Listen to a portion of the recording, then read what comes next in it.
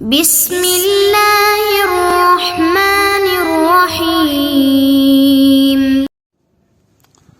اعوذ باللہ من الشیطان الرجیم بسم اللہ الرحمن الرحیم سبحانک لا علم لنا الا ما علمتنا انک انت العلیم الحکیم۔ گزشتہ سبق توحید کی تعریف اور اس کی اقسام مقابلے میں شرک کی تعریف اور شرک کی دو قسمیں، ابتداً شرک اعتقادی اور شرک فعلی، پھر شرک اعتقادی کی چار قسمیں، شرک فی العلم، فی التصرف والدعاء والعبادت، اور اس طرح شرک کی فعلی اور عملی کی دو قسمیں، شرک تحریم لغیر اللہ اور نظر لغیر اللہ کا بیان ہوا۔ اسی شرک کی تکمیل اور تتمہ کے طور پر بحث و اصناف المشرکین آج کے سبق کا عنوان ہے۔ یہ سبق نمبر 11 ہے۔ مشرکین تو بہت سارے اقسام بنتے ہیں، وہ شمار سے باہر ہیں، اس لیے کہ کسی نے پتھر کی عبادت کی ہے، کسی نے درخت کی، کسی نے پانی کی۔ ہندوستان کے اندر گنگا نام دریا ہے، لوگوں نے اس کی عبادت کی ہے اور اس میں بہت بے حیائی اور بدکاری کے واقعات سامنے ہیں۔ بعض لوگوں نے عورت الرجل کی عبادت کی ہے، بعض نے عورت کی فرج کی عبادت کی ہے، اس طرح بندروں کی اور سانپ کی اور بچھوؤں تک کی عبادت کی گئی ہے۔ تو اس طرح اگر دیکھا جائے تو مشرکین کی اقسام بہت زیادہ بنتی ہے، لیکن بطور اختصار اور بطور رجع کے ہم مشرکین کی چار اقسام کو بیان کرتے ہیں۔ پہلی قسم مشرکین بالکواکب، دوسری قسم مشرکین بالانس، تیسری قسم مشرکین بالملائکہ، اور چوتھی قسم ہے مشرکین بالجنات۔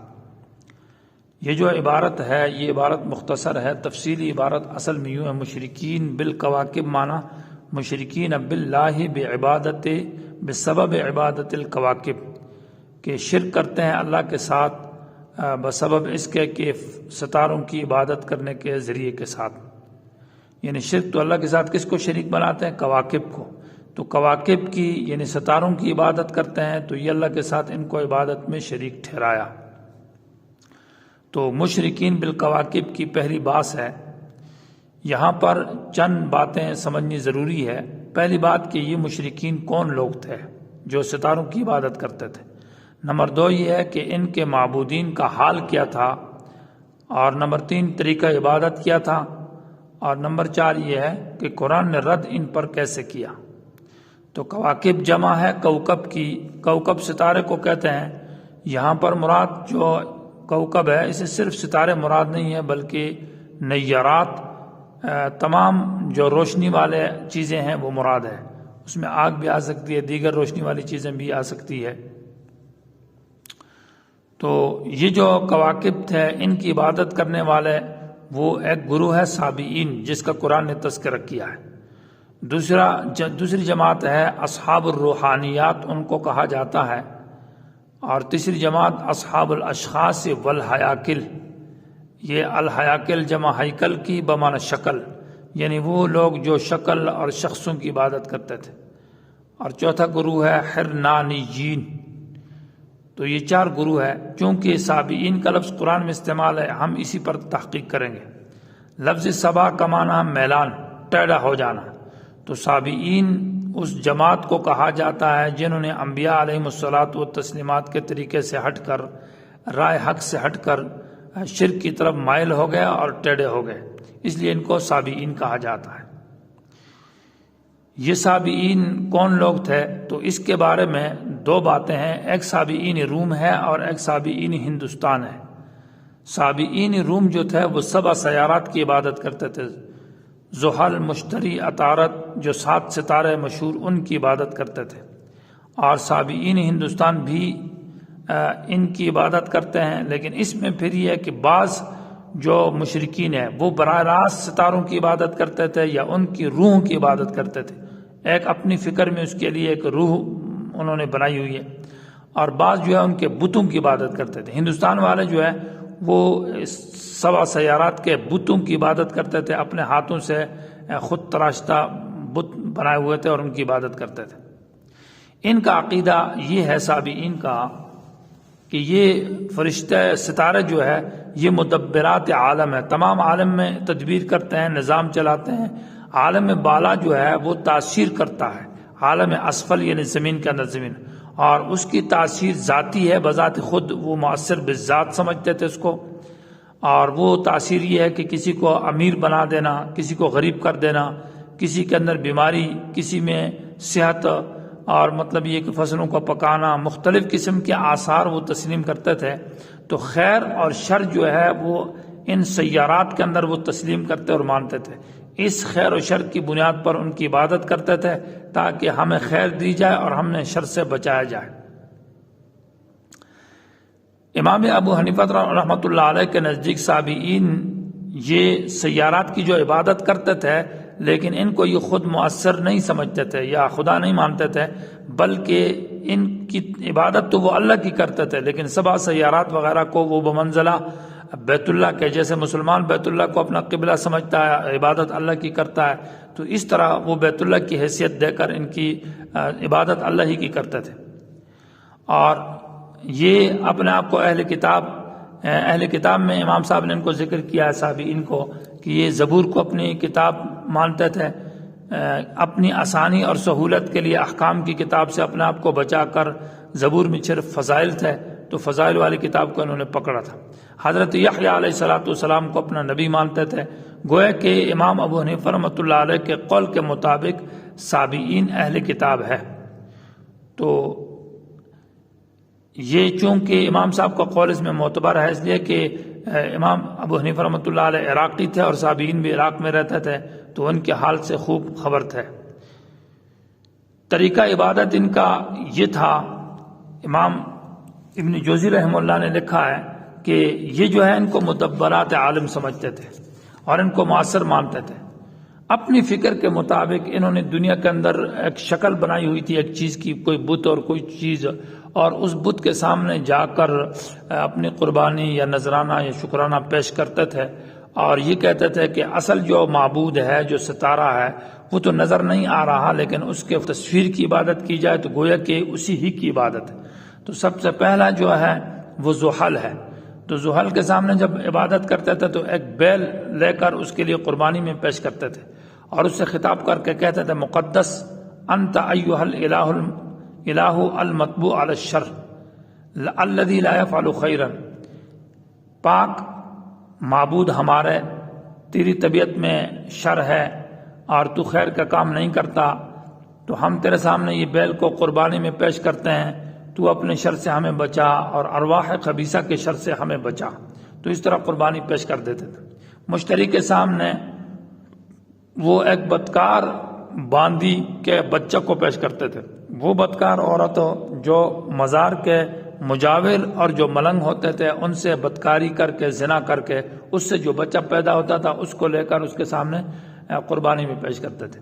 مریخ کے سامنے جو قربانی پیش کرتے تھے تو تیل اور اسی طرح گندی خوراک، اور اس ایسی گندی خوراک جیسے بدبو آئے، اور وہ بدبودار خوراک اس کے سامنے لے کر کہتے تھے ایھا الہ الشریر ذو الفتن والجواع تقبل منا، اے الہ جو تو شریر ہے، فتنوں والا ہے اور بھوک دلانے والا ہے، ہماری یہ قربانی قبول کر۔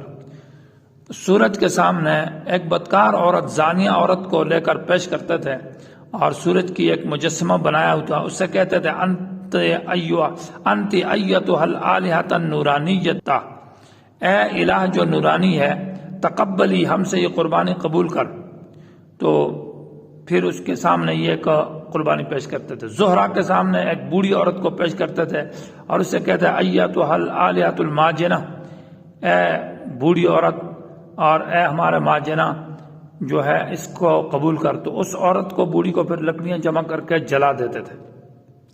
عطارد کے سامنے جو قربانی پیش کرتے تھے تو ایک نوجوان سمجھدار آدمی کو پیش کرتے تھے اور کہتے تھے ایھا الرب الظریف اتیناک بشخص ظریف تقبل منا، اور اس شخص کو، جو نوجوان آدمی تھا، اس کو پھر آرے سے 2 ٹکڑے کر دیتے تھے اور 4 ان کو پھر لکڑیوں کو پر لٹکا کر پھر آگ میں جلا دیتے تھے۔ اسی طرح چاند کی عبادت کرنے والا جو ایک سرخ رنگ کا آدمی ہوتا تھا، سرخ رنگ کا بڑا آدمی، بڑا بوڑھا آدمی، اس کو لے کر پیش کرتے تھے، اور اس سے بھی یہ خطاب کرتے تھے۔ تو یہ مختلف قسم کی مطلب یہ ہے کہ شیطان نے لوگوں کو ایسے ابلیس نے شرکیات اور کفریات کے اندر مبتلا کیا تھا۔ صنعاء یمن کے اندر ان کے مکانات بھی تھے، اور حضرت عثمان رضی اللہ تعالیٰ عنہ کے دور میں بعد میں وہ چھوٹے کمرے تھے جن کے اندر ان کے یہ بت خانے تھے، حضرت عثمان نے ان کو آ کر گرا دیا اور ختم کیا۔ فرغانہ شہر کے اندر سورج کا ایک بت تھا، جو فرغانہ یہ مرغینان میں صاحب ہدایہ کا جو شہر ہے اس جگہ میں۔ تو اس طرح ان پر مطلب ان کی عبادت کا یہ طریقہ کار تھا۔ قرآن نے جو ان پر رد کیا ہے تو وہ سابقین پر تفصیلی رد موجود نہیں ہے، صرف اختصار کے ساتھ رد کیا ہے۔ اس کی وجہ یہ ہے کہ قرآن کے نزول کے وقت سابقین کا گروہ زیادہ موجود نہیں تھا، بہت کم تھے۔ واقع بلقیس میں جو یسجدون للشمس، سورج کو سجدہ کرتے ہیں، قوم سبا کے میں جو وہاں رد کیا ہے۔ سورہ حامیم سجدہ میں رد کیا ہے، لا تسجدوا للشمس ولا للقمر، کہ سورج چاند کو سجدہ نہ کرو۔ اسی طرح سورہ انعام کے اندر حضرت ابراہیم علیہ السلام نے اپنی قوم کے خلاف جو حجت قائم کی ہے کہ سورج جو ہے یہ غائب ہو جاتا ہے، چاند غائب ہو جانے والا ستارے ہیں، اور لا احب العافلین، وہاں پر بھی رد ہے۔ اور شعراء ستارہ تھا عرب کے اندر، تو شعراء کو وہ مؤثر مانتے تھے۔ امام بخاری رحمہ اللہ نے اس کو مرزم الجوزاء کہا ہے، کہ عرب اس کو مرزم الجوزاء کہتے تھے، اور اس پر بھی قرآن نے رد کیا ہے کہ رب الشعراء، شعراء کا رب اللہ ہے، اور شعراء تو رب نہیں ہے، وہ تو ایک ستارہ ہے۔ اور اس میں اس کی وجہ شعراء کی جو کرتے تھے، وہ کہتے باقی ستارے جو ہے نا یہ طولن لمبائی میں سفر کرتے ہیں، اور شعراء جو ہے وہ طول میں سفر کرتا ہے، اس لیے اس کے اندر تاثیر ہے اور یہ برکت دینے والا ہے۔ قبیلہ خزاعہ جو تھا قریش کا، وہ اس میں یہ تاثیر مانتے تھے۔ احادیث میں بھی مشرکین بالکواکب کے عقیدے کے اوپر رد ہے، اور وہ انہوں نے اس حدیث میں بھی ان کے اس عقیدہ کا ذکر ہے کہ وہ ستاروں کے اندر ایک خاص تاثیر مانتے تھے۔ جب بارش ہو جاتی تھی اور ستارے آپس میں حرکت کرتے تھے تو مشرکین عرب کہتے ہیں مطرنا بنوء قضا، ہم پر بارش کی گئی ہے۔ بنوء کا معنی قیام کو کہتے ہیں، نو کا معنی یعنی ستارہ ایک جگہ سے چھپ جائے دوسری جگہ میں چلے جائے، یعنی حرکت، اس کو وہ اپنی زبان میں کاہن نجومی جو ہے اس کو نشتر کہتے تھے۔ تو نبی علیہ السلام نے اس کے بارے میں کہا مؤمن بالکوكب کافر باللہ، کہ یہ دیکھو ستارے کے اوپر ایمان ہے اور اللہ سے انکار ہے، حالانکہ بارش تو ستاروں کے اختیار میں نہیں ہے۔ ستارے آپس میں جب آسمان میں ٹکراؤ ان کا ہوتا ہے، لڑائی ہوتی ہے، تو عرب کہتے تھے کہ آج کوئی بزرگ شخص پیدا ہوا ہے، اس لیے ستاروں میں یہ جو ٹکراؤ پیدا ہوا ہے۔ حالانکہ حدیث میں آتا ہے کہ لا یرمى لموت احد ولا لحیات احد، کہ کسی کی موت اور حیات کی طرف ان کو نسبت نہ کیا جائے کہ ان کے پاس یہ کسی کی حیات اور موت ہے۔ امام بخاری رحمۃ اللہ علیہ نے قتادہ سے روایت کی ہے کہ ستاروں کا مقصد کیا ہے، تو ستاروں کے 3 مقاصد ذکر کیے قرآن نے۔ نمبر 1 یہ ہے کہ یہ مصابیح زینت آسمان کی، اور یہ مصابیح ہے ان کو خوبصورتی کے لیے پیدا کیا ہے۔ دوسری یہ رجوما للشیاطین، ان کے ذریعے شیطانوں کو مارا جاتا ہے، وہ شیطان اوپر نہیں چل سکتے۔ اور تیسرے نمبر پر سورہ نحل کے اندر وعلامات وبالنجم هم يهتدون، یہ راستے بتانے کی علامات ہے اور نشانیاں ہیں۔ اور ایک اور روایت ہے حضرت عبداللہ بن عباس رضی اللہ تعالیٰ عنہ کی کہ نبی علیہ السلام نے کہا جس نے نجوم کا علم سیکھا تو گویا کہ اس نے سحر سیکھا، اور جس نے سحر جادو سیکھا تو وہ منجم کاہن ہے، اور کاہن جو ہے وہ ساحر ہے، اور ساحر کافر ہے۔ تو یہ ان کے بارے میں تحقیق تھی۔ دوسری قسم مشرکین بالانس ہے، یعنی انسانوں کو اللہ تعالیٰ کے ساتھ شریک بنایا۔ اس کے مختلف عنوانات ہیں، اس میں بعض انسانوں کو ذکر کیا تخصیصاً، یعنی ان کے نام لیے، مثلا جیسے حضرت عیسیٰ علیہ السلام، مریم، عزیر، بال ایک عورت کا نام تھا، لات اور ایک شخص کا نام ہے، اور منات بھی ایک شخص کا نام ہے، اور سورہ نوح کے اندر ود ہے، سوا ہے، یغوث ہے، یعوق ہے، 5 وہ ہے۔ بعض جگہ میں انسانوں کی خاص صفت کا ذکر ہے، جیسے کہ اتخذوا احبارهم ورهبانهم اربابا من دون اللہ، احبار علماء اور رہبان پیر، ان کو بھی اللہ کے ساتھ شریک ٹھہرایا۔ اور اسی طرح لفظ عباد بھی ہے، ان الذین تدعون من دون اللہ عباد امثالکم، تو عباد کا معنی محتاج ہے۔ اور الذین کے عنوان سے انسانوں کو ذکر کیا قرآن نے، اور من موصولہ کے ساتھ بھی ایک عنوان ہے، اور اسی طرح لفظ ما کے ساتھ بھی ذکر کیا، اتعبدون ما لا یملک، تو لفظ ما آیا ہے۔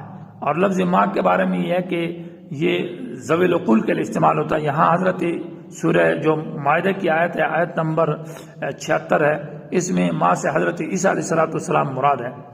بعض لوگ کہتے ہیں کہ لفظ ماں غیر ذوی العقول کے لیے استعمال ہے، اور تو یہ آپ کیسے اس کو ذوی العقول میں استعمال کرتے ہیں؟ تو جواب یہ ہے کہ علامہ شیرانی رحمۃ اللہ علیہ نے یواقیت کے اندر امام سیبوی رحمۃ اللہ علیہ کا قول نقل کیا ہے کہ لفظ ماں یہ حقیقت مشترکہ ہے ذوی العقول اور غیر ذوی العقول میں۔ گویا کہ جب مشترک لفظ ہے ذوی العقول میں تو گویا کہ یہ ذوی العقول کے اندر حقیقت ہے، مجاز نہیں ہے۔ اسی طرح کا لفظ اولیاء جو ہے یہ بھی انسانوں کے لیے استعمال ہے، اور اولیاء کا معنی اختیار مند۔